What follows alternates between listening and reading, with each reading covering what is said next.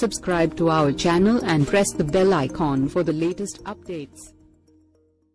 పాపం Rohit Sharma team India opener Rohit శర్మకు మధుర జ్ఞాపకంగా మిగులుతుందనుకున్న match చేదు అనుభవాన్ని మిగిల్చింది. 200 వన్డేలు ఆడిన 14వ భారత్ ఆటగాడిగా ఖ్యాతికెక్కిన అతడికి స్పెషల్ మ్యాచ్ పీడకలగా మారింది. న్యూజిలాండ్తో గురువారం జరిగిన వన్డే రోహిత్ శర్మకు 200వ మ్యాచ్.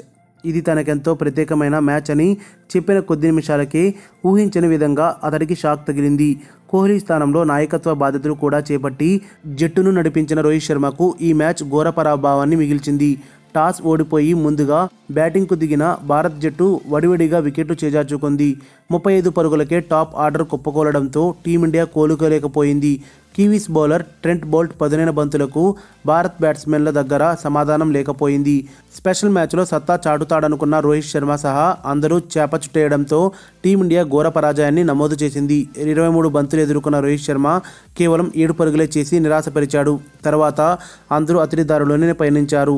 వరుసగా 3 వన్డేల్లో కివీస్ను చిత్తు చేసిన జట్టు కేవలం 2 ఆటగాళ్లు లేకపోవడం వల్ల ఇంత పేలవ ప్రదర్శన చేయడాన్ని అభిమానులు జీర్ణించుకోలేకపోతున్నారు. క్రీడా జీవితంలో ఎన్నో ఒడిదొడుకులు ఎదుర్కొని తాను ఈ స్థాయికి వచ్చానని మ్యాచ్కు ముందు రోహిత్ చెప్పాడు. ఆటలోనూ గెలుపోటములు సహజమే, కానీ ఇంత దారుణంగా ఓడిపోవడమే టీమిండియా అభిమానులకు మింగుడు పడడం లేదు. చివరి వన్డేలో ఏం చేస్తారో చూడాలి. మరిన్ని అప్డేట్స్ కోసం మన ఛానల్ని సబ్స్క్రైబ్ చేయండి.